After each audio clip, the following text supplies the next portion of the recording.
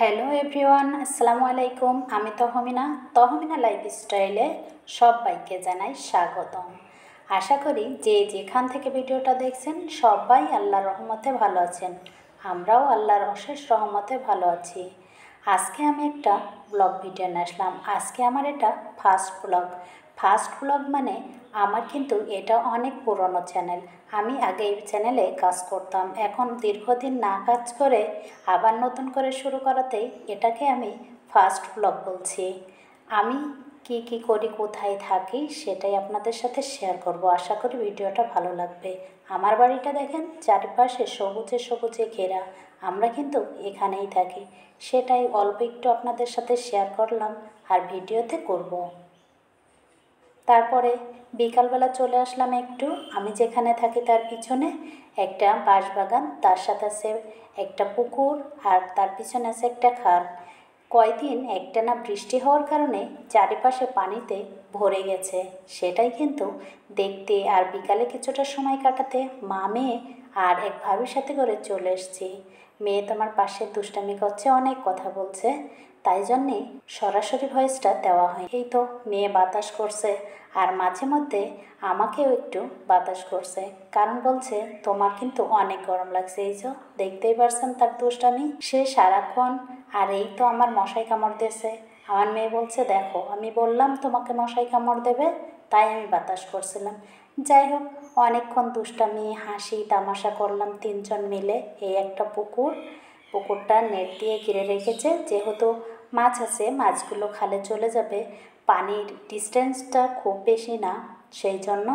আর এই বাঁশবাগানের নিচে পানিটা দেখতে কতটা যে সুন্দর লাগছে সেটা হয়তো ক্যামেরায় আমি অতটা দেখাতে পারিনি, পর্যায়ক্রমে দেখাবো।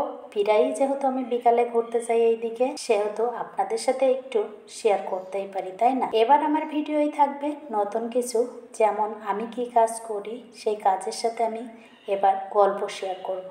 আর কি কাজ করব সেগুলো তো আপনারা দেখতেই পারবেন। অনেকক্ষণ এখানে সময় কাটানোর পরে আমার মেয়ে বলছে আমি নৌকাতে চড়ব, চলো অন্যদিকে যাই। তারপরে এই যে বাঁশবাগানের পাশ দিয়ে হেঁটে হেঁটে চলে যাচ্ছি। এই আমার এক ভাবিও ছিল সাথে, ভাবিও যাচ্ছে। আর পানিগুলো কত স্বচ্ছ ফ্রেশ। আর এইটা দেখলেন, এইটার নাম ডোঙা।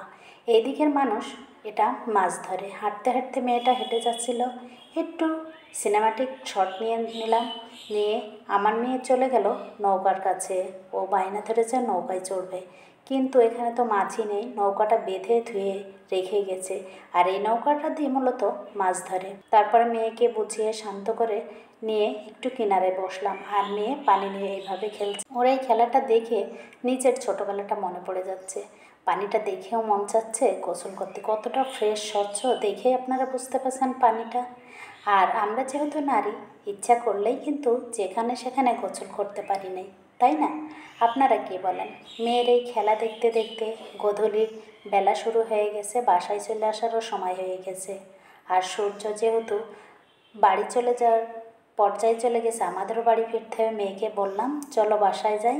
মেয়ে তো পানি নিচ্ছে আর আমার ওখানে ছুঁড়ে ছুঁড়ে মারছে। এইভাবে দুষ্টামি করতে করতে বেশ কিছুক্ষণ সময় কাটিয়ে ফেললাম। এ পর্যন্ত ভিডিওটা কেমন লাগলো? ভালো লাগলে অবশ্যই একটা লাইক কমেন্ট করবেন আর চ্যানেলটাকে সাবস্ক্রাইব করবেন। ভালো থাকবেন, সুস্থ থাকবেন। আল্লাহ হাফেজ।